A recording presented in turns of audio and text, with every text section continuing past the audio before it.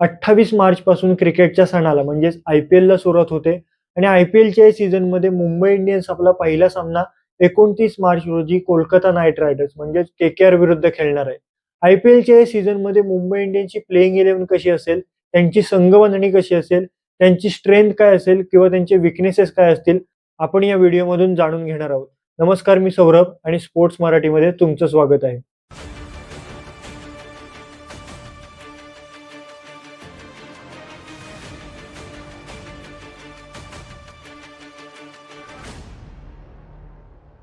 मुंबईचा हा संघ ऑन पेपर खूपच तगडा दिसतोय. अगदी दानवांचा संघ म्हटलं तरी चालेल. जी हाईप मागच्या सीझनमध्ये SRHला मिळाली होती, तीच हाईप या सीझनमध्ये मुंबईला मिळाली हवी. अगदी तसाच हा संघ दिसतोय. कारण 5-5 कॅप्टन्स या संघामध्ये आहेत. जर आपण विचार केला तर भारताचा माजी कॅप्टन रोहित शर्मा या संघामध्ये आहे. सध्याचा world cup winning captain Suryakumar Yadav या संघामध्ये आहे.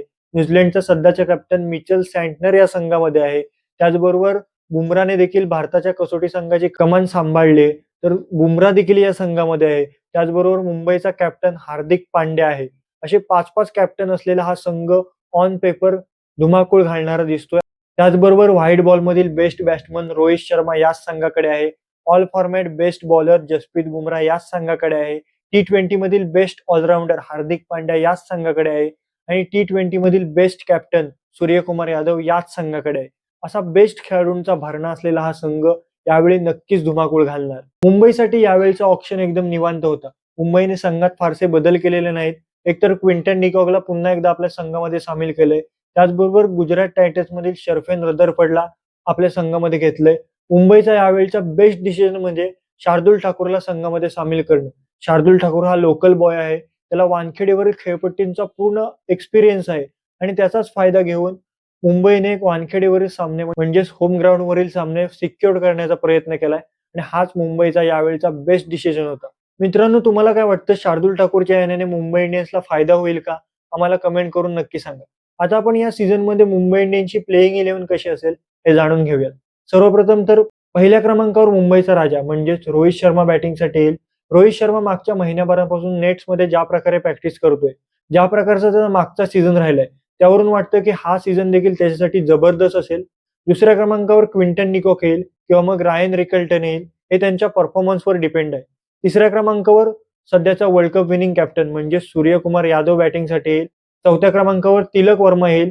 तिलक वर्मा मुंबईसाठी फिनिशिंग करताना देखील पाहायला मिळू शकतो, कारण त्याने एशिया कप आणि वर्ल्ड कप मध्ये जबरदस्त फिनिशिंग केले. त्यामुळे तिलक वर्मा फिनिशरचा रोल देखील मुंबईसाठी पार पाडू शकतो.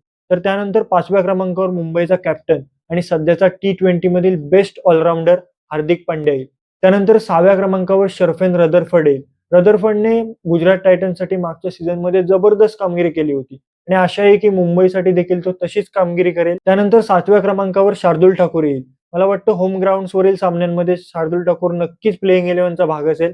त्यानंतर 8व्या क्रमांकावर मिचेल सँटनर खेळताना दिसेल किंवा मग अल्ला गझनफरला देखील संधी दिली जाऊ शकते.